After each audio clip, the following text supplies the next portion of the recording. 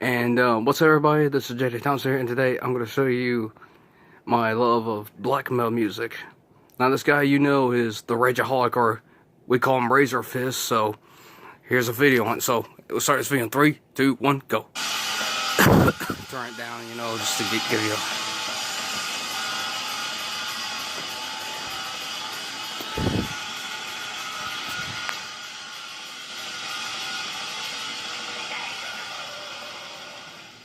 I've intended to do something in this vein quite literally since the birth of my channel, and at long last, in the immortal words of Chuck Norris, Wait for it. USA, It's time.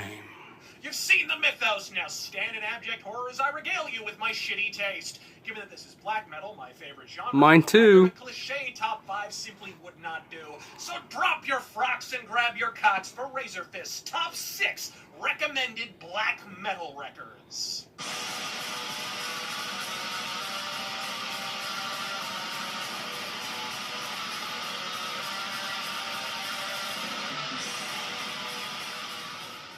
Black metal largely established as a European, if not expressly Scandinavian art form by the late 90s, what was rarely mentioned at the time was that ever since a tape-trading relationship between a mouthy New Yorker, Paul Ledney, and Finnish black metal mastermind Nuclear Holocausto of Beherit fame led to the formation of Profanatica, the seeds of US black metal had begun to germinate. Still, standouts among the dross and dog shit were unquestionably the exception rather than the rule, and Illinois powerhouse Judas Iscariot was one such outlier. Formed by Andrew Akhenaten Harris in the early 90s as Heidegger, by the mid-90s it had metastasized as the merciless Judas Iscariot, initially more pensive, introspective, a clear adherent to the cold and bleak school of Norwegian black metal.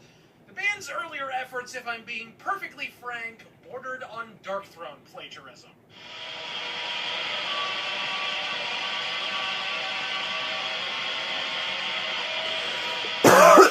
Excuse me.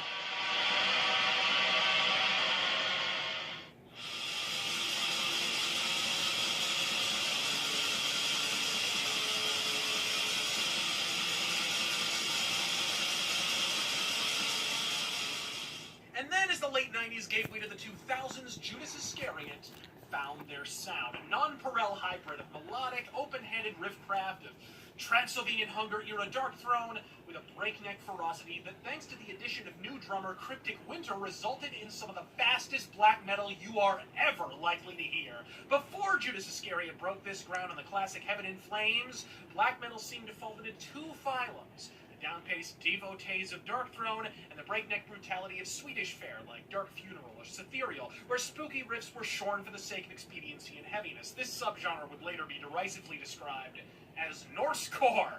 Over the span of 3 masterful albums in the late 90s and early 2000s, perhaps unintentionally, Judas Iscariot bridged that expanse, melding the aggression and speed of Swedish Norsecore with the more meditative atmospherics of top-shelf Norwegian black metal, and it's a bridge that stands to this day. One bands like Inquisition have been pirouetting the fuck across ever since, and Judas Iscariot never delivered it quite so effectively as on their final full-length release, To Embrace the Corpse's Bleeding. A chorus of buzzsaw guitars bites its way through the mix, punctuated by hoary demonic growls, with the back-bending beat of Cryptic Winter's percussion throbbing like machine gun fire all the while, as potent a brew in the up-tempo tempest of Bathed in Clouds of Blood.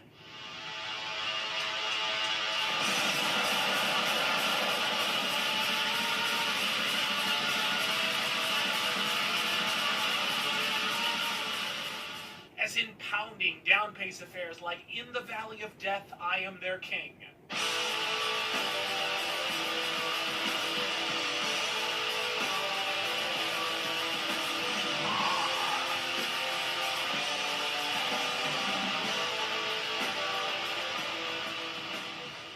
The album is repetitive, but the effect is meant to be hypnotic and intentional. This album draws you into the whirlpool of hellish visions and eternal warfare. Cold, magnificent, but brutal all the while. I love this record, and you should too. Next. We grow up so desensitized because it was such a long time ago. The Inquisition, which persecuted, is it even okay to say the word anymore? I mean, I don't know. I have a problem with that too. there's this manipulation of speech that you can use the N-word, but you can't. You can say Jewish or Jew, but you can't. And I hope those that are outside of black metal, which I'm speaking from my black metal, I hope some of you understand that this is not the only art or music that is going to pick on you.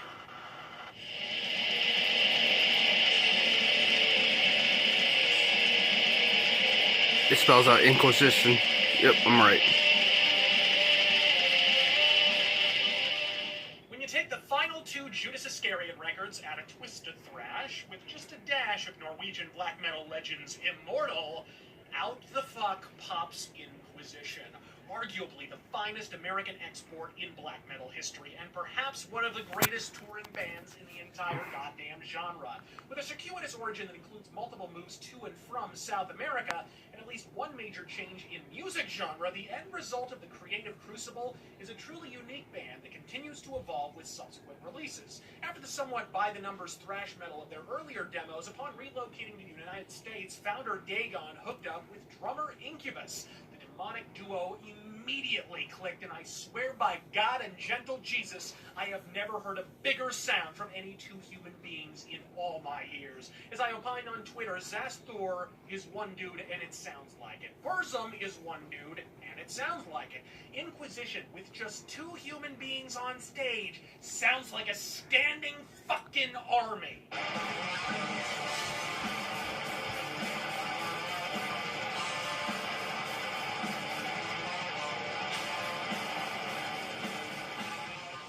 But it wasn't until 2007's nefarious, dismal orations that Inquisition truly defined their sound, carrying macrocosmic psychedelia with dark medieval mysticism.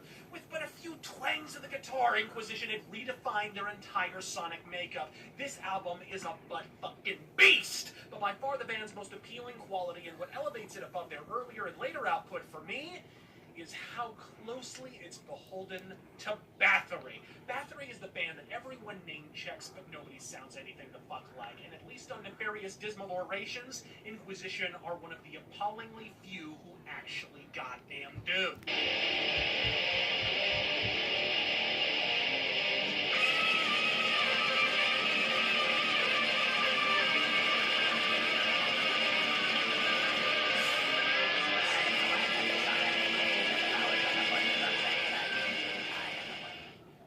Beheld that opening solo, slathered in reverb, ringing through the night like a funeral dirge, that thudding, thrash-laden percussion. It's the rebirth of Bathory, and I ate it up with a spoon. And here's a neat trick.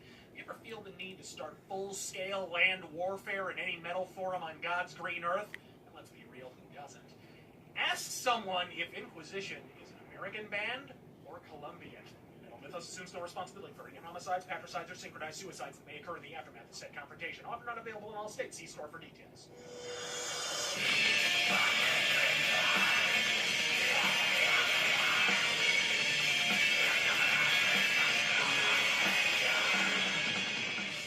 Without question, the most experimental release, and far and away the most experimental band on this entire goddamn list, Austria's Abigor is without peer in their respective genre, and that's not mere idol worship, that's a stone-faced acknowledgement that absolutely nobody sounds like these cats, particularly not today. Ceaseless time changes, flourishes of fretcraft, double and even triple guitar harmonies. These are sounds more traditionally reserved for death and math metal.